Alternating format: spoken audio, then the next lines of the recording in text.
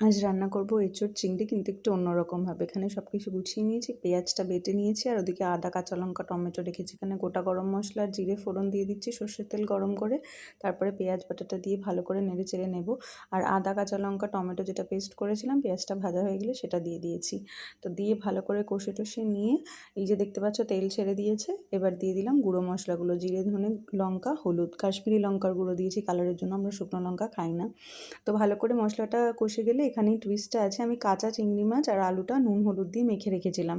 চিংড়ি মাছটা আমি খুব বেশি ভাজতে চাই না এই রান্নাটায়, তাহলে গন্ধটা ইনট্যাক্ট থাকে। আর ভাজতে গেলে অনেক সময় ভাজাটা বেশি হয়ে গেলে চিংড়িটা রবারের মতো লাগে, ভালো লাগে না।